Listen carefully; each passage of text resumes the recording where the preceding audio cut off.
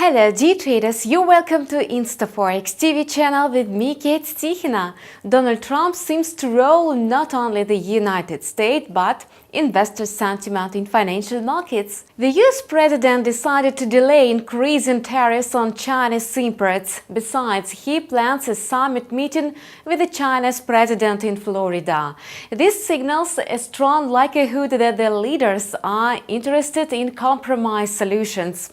In other words, the two largest global economies are firm on the path to a trade deal.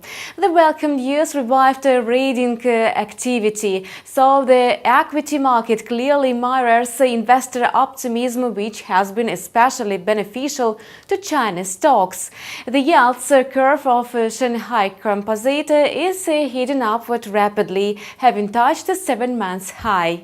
Market participants regained risk appetite, shifting focus away from the safe haven assets. Thus, the Australian dollar packed up following the positive news from China. The top consumer of Australia's commodities, the Aussie USD pair, climbed 0.3% to trade at 0.7160.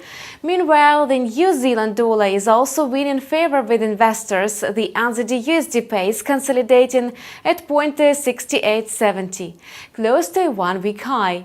The Kiwi find support both from geopolitical news and macroeconomic data. The official data from New Zealand showed beyond consumer activity in the final quarter of 2018. Retail sales surged 1.7% on a quarterly basis.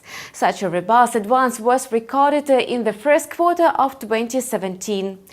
No wonder the strong data revived investors' interest in New Zealand. Most major currencies gained ground on the back of broad-based weakness of the US dollar. At the end of the trading week, the US is due to present preliminary data on GDP growth for the first quarter.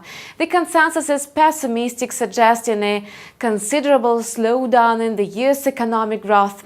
Meanwhile, traders have already revised their portfolios, pricing in downbeat data that is seen on the chart of the US dollar index. The price is ready to break through the support level of 96.40. Federal Reserve Chairman Jerome Powell is scheduled to speak on March 1st.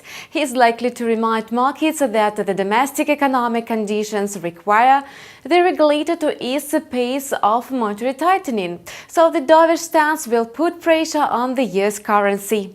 You are watching Market News on InstaForex TV channel with me, Kate Tikhina. We wish you profitable deals.